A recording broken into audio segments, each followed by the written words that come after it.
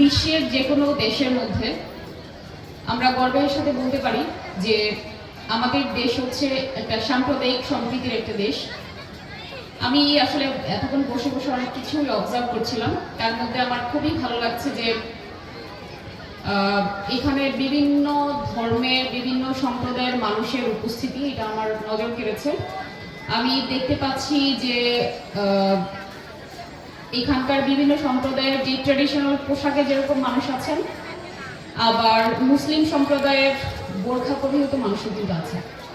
এই যে একটা সম্মিলন, এটা কিন্তু অত্যন্ত চমৎকার এবং এত কালারফুল লাগছে।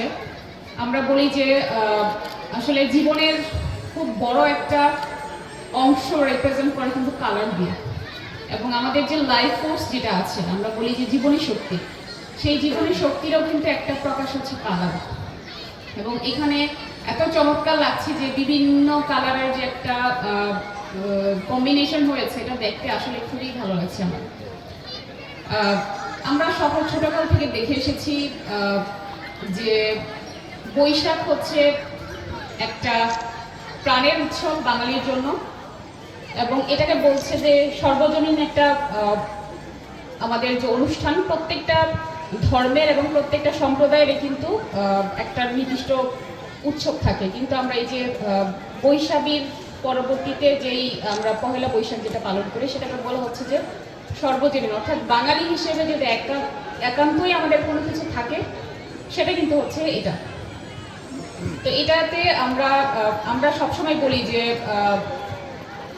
ধর্ম যার যার উৎসব সবার, এটা দিয়ে আসলে একটা খুবই গুরুত্বপূর্ণ মেসেজই আসলে সমাজকে দেয় যে আমরা প্রত্যেকের ধর্মের আগে, বর্ণের আগে সবার প্রথম পরিচয় হচ্ছে আমরা মানুষ। এবং আমরা মানুষ হিসেবে আমরা কি করি, একটা পিসফুল যেই সহ অবস্থান, আমরা বলি যে শান্তিপূর্ণ একটা সহ অবস্থান, সেই সহ অবস্থানটা ধরে রেখে কিন্তু আবহমান বাংলায় যে মানুষের জীবনযাত্রা, সেই জীবনযাত্রা কিন্তু চলে এসেছে। এবং এটার একটা আমি যদি বলি খুব ভালো একটা ডেমনস্ট্রেশন, সেটা কিন্তু এই মুহূর্তে আমি আমার চোখের সামনেই দেখতে পাচ্ছি যে প্রোগ্রামে যারাই হোক, সকলের যে একটা স্পন্টেনিয়াস পার্টিসিপেশন, এটা আসলেই মনোমুগ্ধকর। এটা আমি যেটা বলছিলাম যে ছোটকালে আমাদের পারিবারিকভাবে আমি সবসময় দেখতাম যে আসলে পান্তা ইলিশ দিয়ে আমাদের দিনটা শুরু হতো। দুপুরে একটু ভালো খাবার দাবার, বিকেলবেলা মেলা, মুড়ি মুড়কি, জিলাপি, এইসব জিনিসের সাথে কিন্তু আমরাও কিন্তু, যারা আমরা বলছি যে প্লেনের মানুষ, তারাও কিন্তু খুবই ওয়েল নোন একটা বিষয় আমাদের জন্য। এবং আমরা সবসময় ওয়েট করে থাকতাম যে কখন এই বৈশাখ আসবে, আমরা কখন এই মেলাতে যেতে পারবো। মানে এই যে কোনো অনুষ্ঠান বা যে কোনো উৎসবের তুলনায় পহেলা বৈশাখের কেন জানি আলাদা একটা রং আছে। এই রংটাকে কিন্তু আমরা সারা বছর মিস করি, এবং এই রংটার জন্য আমরা সারা বছর ওয়েট করি। তো তখন আমরা টিভিতে দেখতাম যে পাহাড়ের মানুষের জন্য একটা বৈশাখী নামে একটা জিনিস আছে, এবং এটা আমরা যতটুকু কালার দেখেছি তার থেকে অনেক বেশি কালারফুল।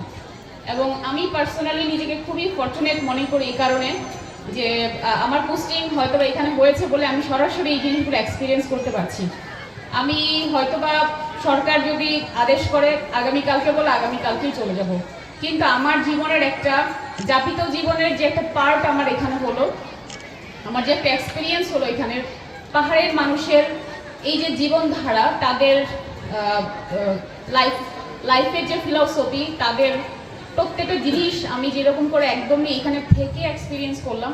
আমি মনে করি যে আমার জীবনের তো বটেই, আমার চাকরি জীবনের অত্যন্ত ওয়ান্ডারফুল পার্ট হচ্ছে এটা, যে আমি পাহাড়ের এই সময়টাতে আমি ছিলাম এবং প্রত্যেকটা জিনিস আমি নিজে পার্সোনালি এক্সপিরিয়েন্স করেছি। এবং এটার জন্য আমি খুবই মানে আনন্দিত যে এই প্রত্যেকটা জিনিস আমি নিজের, যেটা আমি টিভিতে দেখতাম সেটা আমি আসলে নিজের চোখে দেখলাম। এবং গত বছর আমি যখন আপনাদের বিজুর যে ফুলের যে বিসর্জন যেটা হয়, এটার ছবিগুলো যখন দেখছিলাম, আমার এত ভালো লাগছিল যে এত কালার, এত মানে দেখতেই ভালো লাগে, জাস্ট পিকচার লাইক একটা বিষয় ছিল। তো যাই হোক, আজকের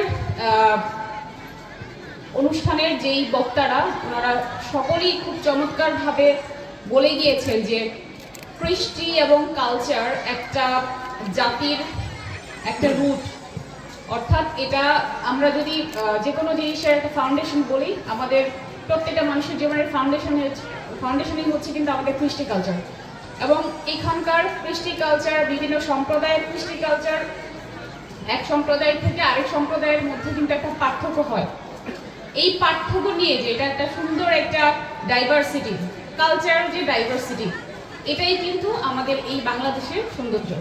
এবং এই কালচারাল ডাইভার্সিটির মধ্যে থেকে আমরা সকলের সাথে সকলে যে একটা ভালো সম্পর্ক নিয়ে আমরা প্রত্যেকে, আমার পাশে যে হিন্দু ভাইটা আছে, আমার পাশে যে বৌদ্ধ ভাইটা আছে, আমার যে খ্রিস্টান ভাইটা আছে, বা অন্য যে কোনো ধর্মের যে কোনো সম্প্রদায়ের যে ভাই বোনের যেই পারস্পরিক যে মমত্ববোধ যেটা আছে, এটা আসলেই আমাদেরকে শিক্ষা দেয়। আমরা কাজী নজরুল ইসলামের সেই সাম্যের গানের মতো কবিতার মতো আমরা বলি যে গাহে সাম্যের গান, মানুষের চেয়ে বড় কিছু নয় নহে মহিয়ান।